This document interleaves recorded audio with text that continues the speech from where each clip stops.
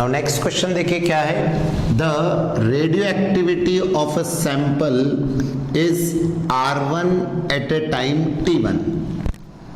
क्या क्वेश्चन है, the radioactivity of a sample is R1 at a time T1। पहले वाले की R1 एक्टिविटी गिवन है टाइम T1 पे, एंड फिर वो कितनी हो गई R2 एट टाइम T2, फिर बाद में हो गई R2 एट टाइम T2।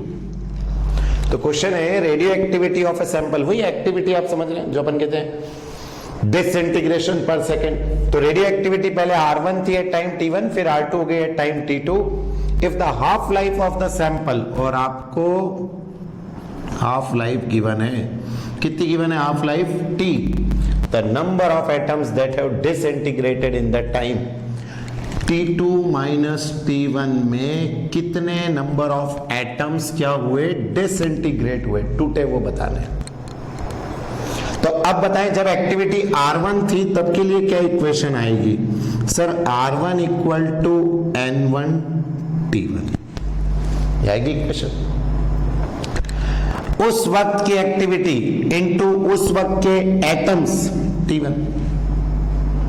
फिर बताइए, मैं आपसे पूछता हूं, बाद में जब एक्टिविटी R2 हो गई तो उस वक्त जितने नंबर ऑफ न्यूक्लियाई होंगे इनटू T2, यही तो फॉर्मूला होता है एक्टिविटी का।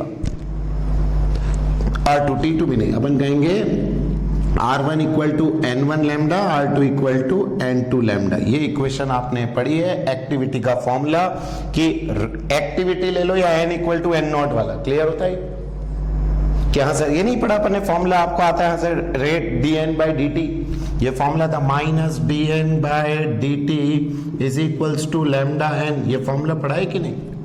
तो minus dN by dt is R1, lambda की जगह लैम्डा, और नंबर ऑफ एटम्स उस वक्त कितने थे N1, बाद में हो गए N2। और जब N1 था उस वक्त टाइम था T1, फिर N2 हो गया उस वक्त टाइम हो गया T2। अब आपको T2 माइनस T1 बताना है। बताओ इसमें से मुझे what is the value of N1, आप कहेंगे sir R1 by lambda. What is the value of N2, आप कहेंगे sir R2 by lambda. N1 N2 की वैल्यू आ गई, कितने पहले थे नंबर N1, बाद में नंबर कितने हो गए N2। तो व्हाट इज द डिफरेंस, तो आप कहेंगे सर जो डिफरेंस आने वाला है वो है N2 माइनस N1। कितने नंबर ऑफ एटम्स, देखिए ना क्वेश्चन क्या है, number of atoms that have disintegrated in the time, कितने में T2 माइनस T1 में कितने डिसइंटीग्रेट हुए। तो कितने डिसइंटीग्रेट होंगे, N2 भी नहीं, पहले ज्यादा थे बाद में कम हो गए। सर इतने डिसइंटीग्रेट हुए किस टाइम में, टाइम T2 माइनस T1 में। बताओ N1 की जगह कितना रख देंगे, R1 बाय लैम्डा, N2 की जगह R2 by lambda, T2 minus T1। ये इक्वेशन में इक्वेट नहीं है, ये बता रहे हैं इतने टाइम में डिसइंटीग्रेट हुए। अब 1 upon lambda common, R1 minus R2 is equals to, अपन कह सकते हैं T2 माइनस T1 टाइम में इतने नंबर ऑफ एटम्स डिसइंटीग्रेट हुए।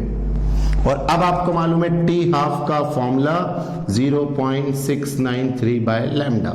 तो बताओ what is lambda, 0.693 by T half, और आपको T हाफ की वैल्यू क्वेश्चन में गिवन है T 693 बाय T। तो यहां पर हम रख दें, उल्टा रखेंगे लैम्डा की जगह, तो कितना आ जाएगा, 1 अपॉन लैम्डा की जगह T upon 0.693 R1 minus R2 is equals to T2 minus T1। ये है कांस्टेंट। तो बताइए इतने टाइम में जो नंबर ऑफ एटम्स डिसइंटीग्रेट हुए वो किसके प्रोपोर्शनल हो गए, T R1 माइनस R2 के। सिर्फ प्रोपोर्शनलिटी आपसे क्वेश्चन में पूछी थी और ये एक ऑप्शन था। तो आपसे पूछा गया कि पहले कितने एटम्स थे N1, तब थी एक्टिविटी R1, बाद में कितने हो गए नंबर ऑफ एटम्स N2, तब हो गया R2। अब पूछे जा रहे हैं इस समय में कितने नंबर ऑफ एटम डिसइंटीग्रेट हुए।